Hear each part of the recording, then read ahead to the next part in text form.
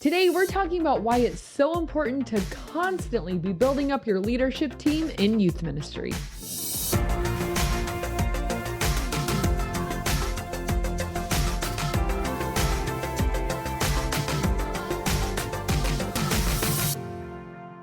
Welcome to the Ministry Coach Podcast, where we bring you weekly tips and tactics to help you fast track the growth and health of your youth ministry. My name is Jeff Lascola, and this is Kristen Lascola. In this episode, we're going to be talking about why you constantly need to be building up new leaders. Like, why is that important? Because I think some people might build up a leader and think, I did it, and now I'm done. And other people might be like, what are you talking about? What's building up a leader for? Well, let's just say this is your new job. Like, this is all you will ever do in youth ministry. No, it's just really important, and it's kind of a never-ending thing. So if you think you've arrived, you're like, oh, I don't need this episode. I've built up some No, you're not done. You will never be done. And we're going to explain why that is. And this is probably, other than teaching, the most constant thing in youth ministry is your leadership team. Because the bottom line is, the more leaders you have, the better your ministry tends to be. And the reason for that is when you have really good ratios, really low ratios, like, one leader for every 5 students or something like that. When you have a very good ratio, then every student is known and loved and seen and has an adult to care for them. And when there's a lot of leaders, there's a better chance that a student will connect with a particular leader. So if you walk in and there's only one flavor of leader, that could be kind of off-putting to some kids, and they might think this is not the youth group for me. But if you have a lot of leaders, then the chances of them connecting with at least one of those many flavors of personality and leadership styles is pretty high. So you want diversity in your leadership team. You want a lot of leaders on your leadership team, because the truth is you're not going to connect with every single kid. Like, I know you're probably the coolest and you're funny and you're fun, but some kids aren't fun or funny or want somebody zany in their life. Sometimes I think I'm a little much for some kids, and they want to just be left alone. Like, it's like, why can you not have a conversation with me? But then you see them with another leader and they're like calm and talking and like they are engaging. And it's like, well, I guess they're a good fit together. And so, as youth pastors, I think we just sort of have to get over the fact, like, just because you're the youth pastor doesn't mean you're going to connect with every kid. Pad your team with a lot of different people, a lot of different personalities, so that you can reach as many kids as possible. That's the goal, not just to look at all my leaders, but we're supposed to be trying to connect with as many kids as possible. So, and then another reason is the more leaders you have, the more energy there is, the more fun that there is, the more excitement there is, and the more help you have, meaning the more things you can do. When it was just me and one other leader, we couldn't do a ton because we only had so much bandwidth and time and resources and capacity. But now with my staff the way that it is, we can do so much because it's like so many of us are carrying a little bit of the weight that we have more energy and time and bandwidth to explore more options and do fun things and not just be, 2 people trying to run everything, or like a lot of you, one person trying to run everything. No matter what size your youth ministry is, bring in somebody else. And if you're growing, keep bringing people in. Very rarely, you should never kind of be out of recruiting mode. And we'll talk about that in a little bit. But and continue to pour into them and build them up as leaders. Yes, and we're going to talk about that also. That's one of our points. So all of the things we're talking about, most youth pastors know these things. Most youth pastors do know this stuff inherently.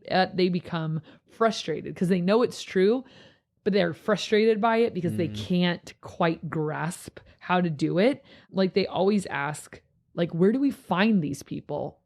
Well, kind of part of our job is not to only find them, but to also produce them.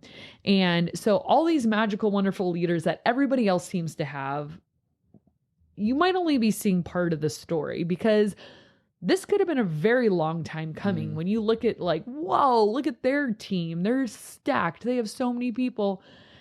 chances are this team was a very long time in the making, a long time in the process, and the youth pastor was probably responsible for not just finding these awesome people, but producing these awesome people. And there is a difference. Very rarely, I won't say never, because never would not be true, but rarely do I have a leader who right out of the gate is awesome. They drop out of the sky and they're like, where did you come from? You are fully gifted and equipped to do youth ministry and you are good at it. Now, I would say I get that every fifth leader. I have one like that I'm like, where did you come from? Like you were just delivered from God and in a box that said to Kristen, I owe you one or something. But a lot of times it's a long time in the making, and the leaders and the staff that I have are more a result of being produced. And here's what I mean by that is we need to start as youth pastors seeing leadership as a process that starts very young. I have said it a million times, but this is just another reason why a student leadership / discipleship team is so imperative for your youth ministry. Now, it is going to take a long time for those kids to grow up and then come back to your ministry to be leaders. But here's what this does. When you have a student leadership team in your youth ministry, it gives people, it's not all for your benefit. It's mutually beneficial, because what it does is people's eyes are opened. When I was in junior high, I had no idea that I had gifts that were usable in the kingdom. I thought I was a spiritual consumer. Oh, those are church workers. Those are pastors. Those are leaders. And I am the recipient. I come, I receive, and I leave. And I thought that's just the way it was. Yeah. I didn't think there was another option until someone invited me to do ministry. And my eyes were open and I was floored. Like there's a whole other world in here, but behind the curtain, Right. and I can be a part of it. Like I didn't even think that was an option for me. And then someone said, I think you'd be a good small group leader. Do you want to try it out? I'm like, sure. And I co-led with this girl who was a really good small group leader for a while, but I needed to be invited What changed? Huh? You said she was a good small group leader for a while. What changed?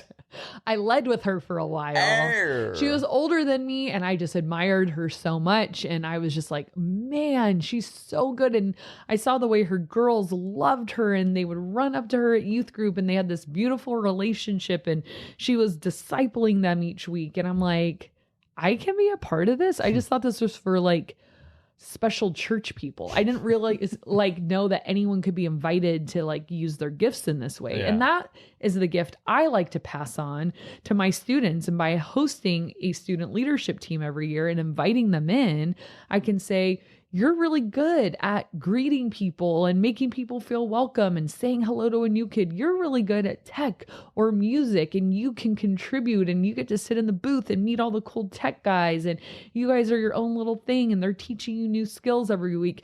Hey, you're so good at you're quick and fast paced. Why don't you work in the snack shack? And you can see all the people and you're our friendly first hello Point of contact. first greet for new people and stuff like that. So you're teaching them the body of Christ. The church isn't for church people, it's for Christians, and you can be a part of it. And that is something I always want to duplicate because it was so eye-opening for me. I don't know if I would be the same person that I am today if somebody didn't invite me to start serving at church. I want to go into hospitality. I'd be a concierge somewhere, doing something, but I had no idea I get to serve. And so when you teach them that at 12, 13, 14 years old, that you're a part of the church and you have gifts, they get a taste for it. Mm-hmm. And then what that does is that instills in them, they love it so much because that's the way their soul was created, to be a part of the body of Christ, not to just be a spiritual consumer, but to be a spiritual contributor. And once they get a taste for it, they are going to chase it the rest of their life. So here's what happens. They have all these amazing memories of you were the one who showed them what being a leader was like. They watched their junior high leaders. They go up through high school. Where's the first place they want to come back and serve? It's in junior high. At least that's how it's working at our church.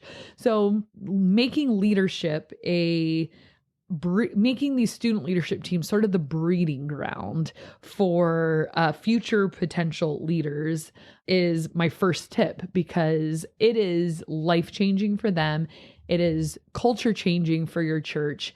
And it will always be a steady stream of potential leaders. Yeah. Just now, that first crop tends to take a little bit longer. It than does. The others. And that's why, again, you have to see the long view and all that. But the cool thing too is sometimes you get a 2-for-1 and they invite their friends and they'll be like, hey, me and my friend really want to come back and serve in junior high, like if you have space. So it's just now, like if you can wait through those 4 years and you really build this great student leadership team, it keeps going year after year, because you'll always have a new class graduating. And obviously you have a student leadership team for all the other reasons you described. So the all other byproduct of that comes down the road is that, a lot of times will come back to be leaders. Yeah. So but what you've done is you've created a culture of, hey, you're equipped to do ministry, not, okay, these are the elect few who God has chosen to work in the church. But like, we're really all gifted changing to do that mindset something early and totally let them know that that's an option for them too. And if they don't want to serve in your ministry, serving in a children's ministry or being an usher or serving on the worship team, basically we want them to know early on, church is for you. And I think that's what creates a sticky environment too. They're going to stay because they have something to do. I mean, after a while, you just come, sit, listen, leave. It's not dynamic enough. You know, you have to get your hands dirty. Like, we were built and meant to be a part of what God is doing and get in there, not just like admire the ones who are on stage, but we are supposed to be a part of this whole kingdom of God. You know, it takes everybody. So nobody is a consumer in the kingdom of God. So you find those gifts in your students, like, you're super obnoxious, you should be on the greeting team. And I would like to thank all the people that poured into me during my early years. Obnoxious or extroverted, Jeff? Okay, that's something an introvert would say. I'm an introvert. How did I get to be a greeter? I'm in the wrong ministry. You can come back to junior high anytime. That's okay. Oh, okay. So be careful what you wish for. I don't even know what that means. I don't either. It means number 2. Okay, number 2. So here's the thing too, kind of, Jeff, you were alluding to this, is when you have your leaders, so you don't just like wind them up and let them go. So in order to continually build leaders, you have to constantly disciple.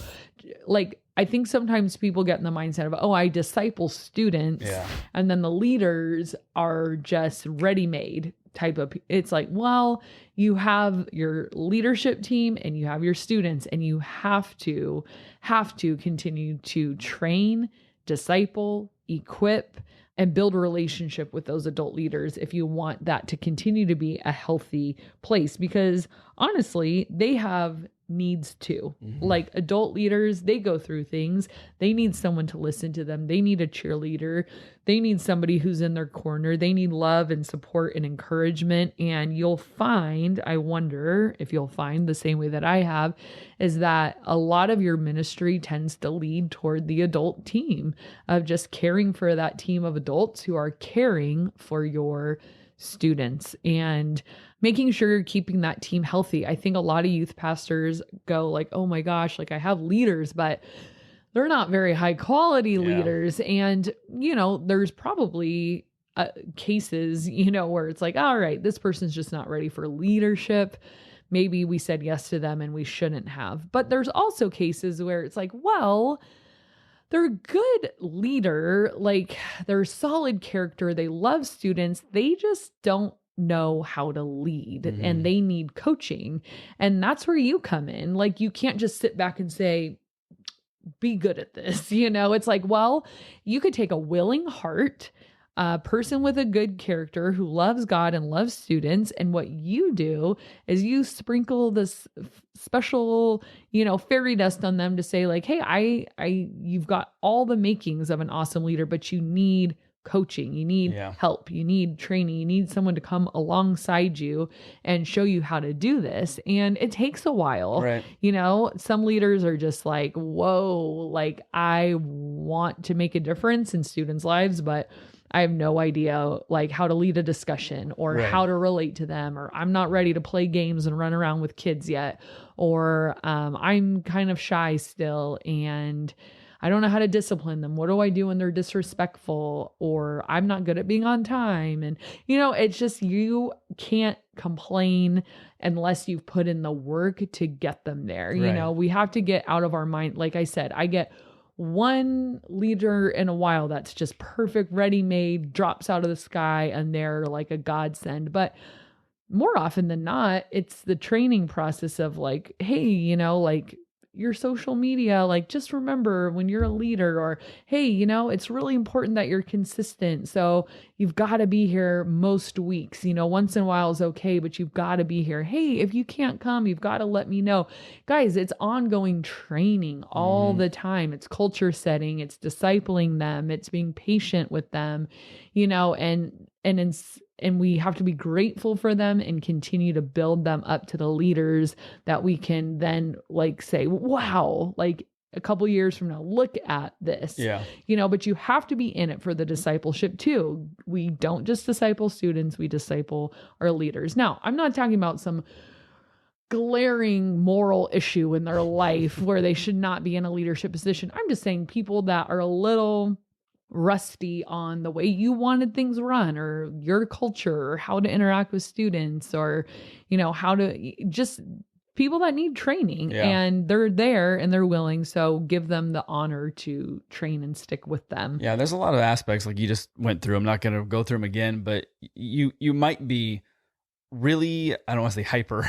You can play games really well with kids, and that just comes very natural to you. But that same person just might not be like, oh, I've never led a Bible study. It's like, that's not really something that out of the box you're probably just going to be great at. Then you might have someone who'd be the complete opposite. Like, I can totally disciple kids, but I don't have the energy to play games. And obviously, if you have a big enough staff with enough diversity, you may not have to have every single one be great at everything. No, you don't. But, it's always nice to have as well-rounded of leaders as you can and pour into them to be able to increase their ability to do as many of those tasks, I guess, that they can, and just to help them in their interaction with the students, whether that's hanging out with them beforehand, playing games with them, leading a discussion, the Bible study with them, praying with them, or whatever it is.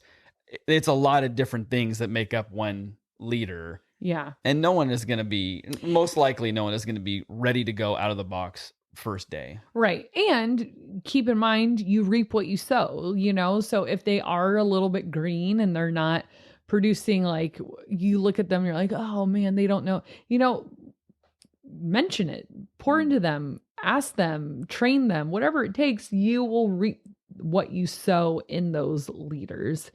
So the third and final is the reason you want to constantly be building up your new leaders is because you never know when you're going to lose one. So you might think, oh, I have all the leaders I need, until you don't. I can't tell you how many times I felt totally like, wow, we've hit just placid water and everything's great. And look at all my leaders, we're good to go. And then, oh, someone's going off to college. Someone got a new job. Someone got married.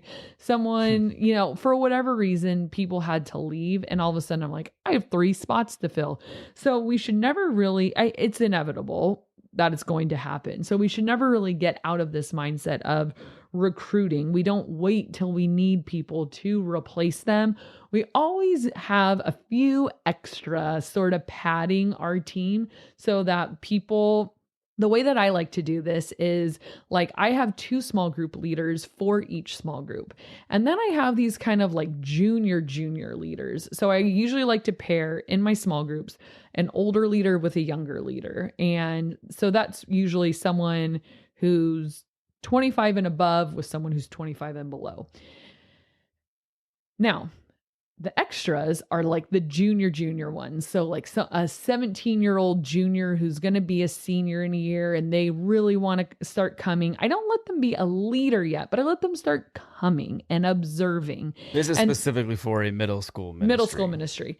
And so they come and they hang out. They'll help me set up games. They play the games. They make it a lot of fun. But then when it comes to small group, they're still super young. They have a lot to learn. So they just sit in there, get to know the boys, observe the older leaders their dynamic and how they lead discussion. And they might do this for an entire year. Yeah. And then, oh, someone's going off to college. Pop, you're already right in there. You already have been coming. You already know our culture. I used to be like, no, you're too young. You can't come to my ministry. Wait till you're out of high school. I don't know what that voice is. Donald Trump, I think. Donald, if you're watching, that one's for you. But like, then it's not this like, where will I find a leader? It's like, they've been wanting to come. Let them come. If they're not sketchy, you don't platform them huge. You kind of say, hey, I don't have a specific small group leader spot for you, but what I'd love for you to do is play the games, involve yourself in worship, come to our events, like just get to know the ministry really well. But when it comes to small groups, I'd love for you just to observe for a year. So you don't put them in a position where they're being a spiritual leader of a student, but they're sort of absorbing youth ministry as you go. And then that way you have all these like miniature leaders in your back pocket. Usually by the time you need them, they're available and they're super excited because they're ready to step into that role. You know, if I have a more seasoned leader and I don't have a spot for them, oh, well, this small group can have 3 leaders for a while. Because guess what? Pretty soon that small group is going to have 1 leader leave. Now it's only 1 leader. So I'm going to put that person, that third wheel in with them.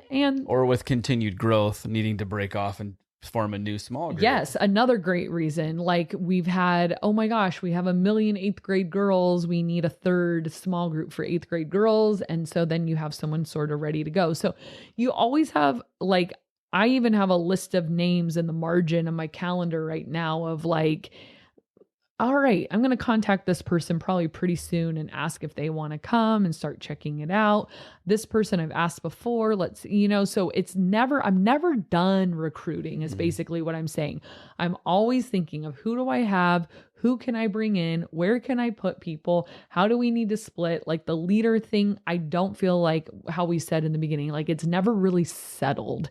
It's never like, and we have our team. Right. Yes. It's like, well, we have our team for now, but this is a very moving, breathing organism that's going to be changing all the time that I need to be ready for. And I think leadership recruitment is one of those for youth pastors because it's hard. But again, that factory, that breeding ground of the student leadership, and then, people, if you're treating them well and training them and discipling them, like we talked about in number 2, they will invite their friends and family. I've had people be like, my mom wants to be a leader. Right. Can she come too? And I love it here. So if you're treating your leaders really well, they'll, recruit on your behalf because like number 3, you have to be ready at any time. It's going to change and you always have to have people ready to go. And I mean, there's a million ways to recruit, and we've talked about that in other episodes, but for now, just know it is the more leaders you have, the better. So never stop building that team, whether you're building them in terms of more numbers or building them up for their quality. You're the producer of the leader. Do you ever think you get to the point where you're like, we have too many leaders? Yeah, I've hit that point, but here's what I do. So when I've had too many leaders, which by the way is a great problem to have, it does complicate things. You vote them off the island. Yes, we line them all up. I say write down one name. It's totally anonymous until I tell them who said it. Nothing's ever anonymous. I learned that the hard way. But also, it's a weird thing to throw. They'll say, "Oh, answer this question anonymously," and so you answer it honestly, and then they're like, "Oh, well, we really need to know who said this." Like, so, anyways, too many leaders. So what I never have asked someone to leave. Yeah. But once I start to get to that point where I'm like, ooh, I can't take anymore. And then I have a people ask me, I was going to say a couple people, because that happened to me recently. I had a pretty stacked team. And then these 2 girls were like, can we start helping out in junior high? And I said, yes, but not now. I said, I'm going to contact you in the summer because I think I'm going to have some people leaving for college and then I think I can put you in. And so I wrote their names down so that I wouldn't forget to contact them. So if that's the case, I usually say, hey, I'm not saying no. Yeah. I'm saying, let me put you on like a little waiting list. And I know some pieces are going to move in the next 6 months or so, and you'll be the first person that I call. And it That's worked good. out. I had a leader go to college. So I called this girl who had contacted me 6 months ago, and I said, what do you think? Are you ready to jump in? She's like, yes, I'm so Yeah. excited. And she's been coming now for like 4 weeks and she's in. So yeah, sometimes just put, because like I said, inevitably something's going to change. If you feel like someone's very eager, then you can kind of do the mini leader thing. It's like, hey, I don't have a small group leader position available for you, but would you want to come and just like help in other ways? Yeah. Like, would you like to run our cafe, or would you like to help with games, or would you like to help with setup, or you can hang out with me during small group, and, you know, or you can help me with parking and all, you know, you can find a place for them if they just are really eager to serve.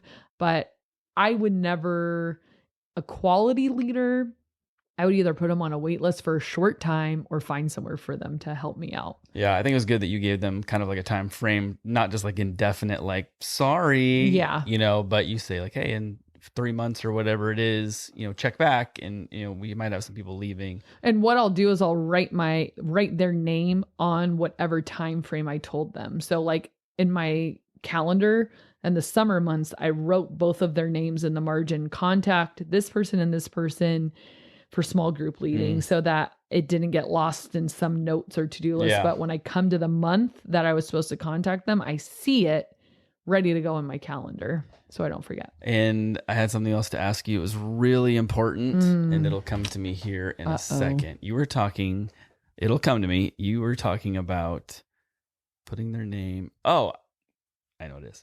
See, it happened. What do you say leader to student ratio is? Not talking about small groups, just in general for your ministry. How many students to how many leaders? What would be too many leaders?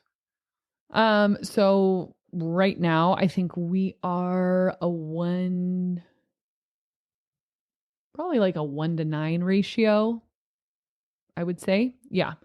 A 1-to-9 ratio, 1 leader for every 9 students. And too many leaders. I mean, for me, it really comes down to small groups, like 2 in a small group. I feel like 3 in a small group starts to feel a little crowded. I do it once in a while, but I do it pretty much based off of my small groups, not based off of my numbers necessarily. Because if I have 3 6th grade girl small groups, that means I need 6 leaders for that, you know, and then I would keep adding leaders as I add small groups. That's how I do it. I don't really look at the big number and divide it by that. I divide it by small groups. That makes sense. Yeah. So if you did want to check out some other ways to get leaders besides rising them up, raising them up. Rise and shine, leaders. We're rising you up. It's time to be a leader. Other than having them go through your student ministry, we have, I believe it's 4 ways to recruit the right volunteers for your youth ministry in an episode. We'll link that in the description below. And now we are going to do a question of the day. And the question of the day is, what is a food that you love the smell of but hate the taste, or vice versa? You love the taste, but you hate the smell. I don't eat it anymore, but I always loved the way Parmesan cheese tasted. Like I liked it added to things. Did not love the way it smelled. Same with like feta. Like feta is really good, but I don't want to smell like feta, and it doesn't smell good. It's like very like pungent. Yeah, but tastes amazing. So I cannot stand like scrambled. I can't stand most eggs, but scrambled eggs specifically, I can't stand the taste of them, but they do smell good. When they're being made, I'm like, I want that, until I realize what it is. And then I'm like, no, thanks. Make sure you guys put in the description or in the comment section below. I think people would say eggs. the opposite of that. Like eggs smell gross, but they taste good. Like nobody says eggs smell good. When they're being cooked? I don't know. I think when there's good stuff in them, or like omelets and stuff. Yeah. Anyways, make sure you guys put in the comment section below what is a food that you either hate the smell of but love the taste, or vice versa. And right now when I was pregnant, I would go in the cupboard just to smell peanut butter. It would make me feel better. I just wanted to smell it. It smelled so good. Or But couldn't eat it? I would just eat didn't it, feel like but there was eating it? something about the smell of it. Like anytime I felt nauseous from being pregnant, if I just smelled a jar of peanut butter, I'd feel better. I don't remember that. Or your Irish Spring soap. I High would quality just stuff. smell it and I'd be like, oh, I don't feel nauseous anymore. I don't know why. That's good because we would have had a hard time Yeah. with me being near you. All right. Community comment of the day from Pastor Chip, who said, sorry, I don't know why. Pastor Chip, who said, best youth ministry podcast by far. This has been one of my favorite podcasts to listen to. I have stolen so many of their ideas. Thank you both for being my coach. I don't think I've done I was much gonna say, coaching. he was But just I saying that to appreciate be it. nice. He was being nice to me, but yeah, we appreciate it. I'm Chip. more like ball boy, assistant ball boy or something, water boy, whatever. But I'm still part of the team. Oh, that's right, champ. I was Yeah. gonna say slugger. So many things. Chip, thank you, Thank you, Pastor Chip. Chip. Appreciate that. That was Yeah. a really nice comment. Any of you out there, feel free to steal any of these ideas. Steal That's them what all. it's for. Because we So stole them from we're someone all on else. the same team. All right, We're let's all do. in this together. You default to that song way too many and times. And I've never heard seen it or the seen it. movie Oh, really? ever. All right, we're going to do the announcement for the giveaway winner. This is our third giveaway of the set of dodgeballs. We're going to be doing 5, so make sure you check out the description below so you know what the heck I'm even talking about right now. But the winner for this week's giveaway, for the 150th episode giveaway, is... I want to see how long you can do that. Tommy Clay! Hey. You know what? Tommy Clay, I believe, won when we did our 50th episode giveaway. Tommy, He's are OG. you rigging the system? No, but here's what he did. What did he do? Left a review on our podcast, which gets you 25 extra entries. Okay, Tommy. last week's winner, Nathan, he also left a review. There's something to that. And if There's you want to something know to how it. we come up with our winner, there you type in Google random number generator and you can put in your criteria and then hit generate and it pops up a number and everybody what that enters has a number. If you have given us a podcast review, whether in the past or currently or in the future, maybe not the future, but we give you those 25 extra entries. And Wow. that gives you more chances What to win. number was Tommy Clay? Oh man, 478 or something like that. Wow. Yeah. So Wait, but if he has all those entries, wouldn't he be like number 478? the 478 is the one that or- won, but yeah, he was like 470. Oh, like he had a lot of numbers. Yes. Okay, gotcha. And Interesting. another way is if you guys answer the question of the day in the comment section below, you get 5 entry points for that. And that might be it. But make sure you email us at ministrycoachpodcast@gmail.com and just put free 150 in the subject line or in the description of the email so that we know you are officially entering the giveaway. And yeah, and just check the description below and you can find out all the information you need. We thank you guys so much for watching and listening. and we'll see you next time. Welcome to another... Today, we're talking all about why it's so important to constantly be. In this episode, we're going to be talking all about something that I've already forgotten. So in this episode, we're going to be talking all about why you constantly need to be